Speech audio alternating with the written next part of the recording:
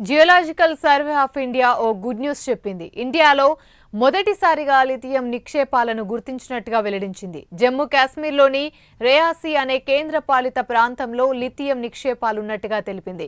1-2 కాదు, ఏకంగా 5.9 మిలియన్ టన్నుల నిక్షేపాలు ఇండియాలోని గుర్తించింది. దీంతో లిథియం నిక్షేపాలు అత్యధికంగా ఉన్న దేశాల్లో ఇండియా 3వ స్థానంలో నిలిచింది. ఇండియాలో ఇప్పుడిప్పుడే ఎలక్ట్రిక్ కార్లు అమ్మకాలు ఊపందుకుంటున్న ఈ సమయంలో ఈ నిక్షేపాలు దొరకడం ఎలక్ట్రిక్ వాహనాల తయారీ రంగానికి మరింత లాభించినట్టయింది.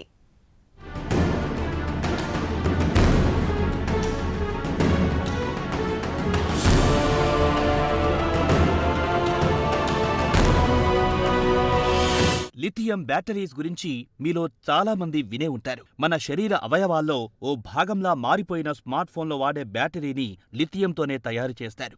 ఈ నాన్ ఫెర్రస్ మెటల్ బ్యాటరీ తయారీలో కీ కాంపోనెంట్ ఎలక్ట్రికల్ వాహనాల్లో వాడే బ్యాటరీలను తయారు చేసేందుకు కూడా లిథియంనే ఉపయోగిస్తారు.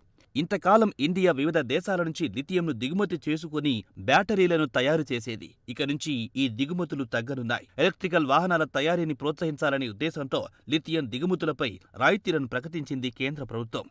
ఇప్పుడు లిథియం నిక్షేపాలు ఇక్కడే లభించడంతో బ్యాటరీ తయారీ సంస్థలు, ఎలక్ట్రికల్ వాహనాలు తయారు చేస్తున్న కంపెనీలకు మరింత బూస్టింగ్ లభించింది.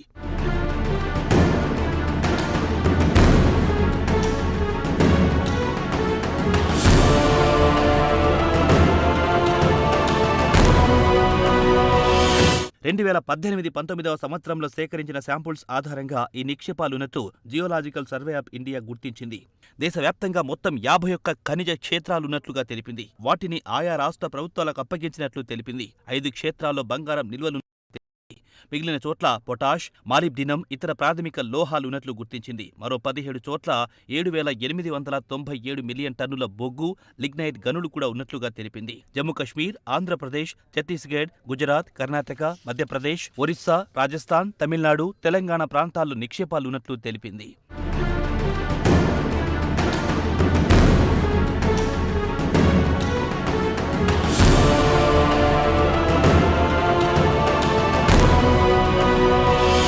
రెండు 2018 నుంచి గతేడాది వరకు ఇండియా వివిధ దేశాల నుంచి 1,00,000 టన్నుల లిథియంను దిగుమతి చేసుకుంది.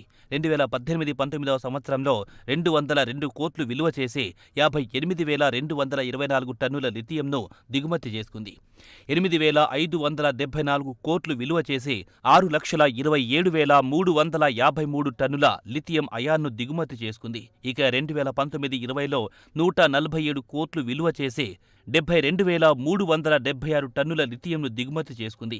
8,819 కోట్లు విలువ చేసే 5,39,428 టన్నుల లిథియం అయాన్ను దిగుమతి చేసుకుంది. అదేవిధంగా 2020-21లో 173 కోట్లు విలువ చేసే 71,392 లిథియంను, 8,811 కోట్లు విలువ చేసే 5,16,733 లిథియం అయాన్ను దిగుమతి చేసుకుంది. ఇక నుంచి ఈ దిగుమతులు తగ్గే అవకాశం కూడా ఉంది.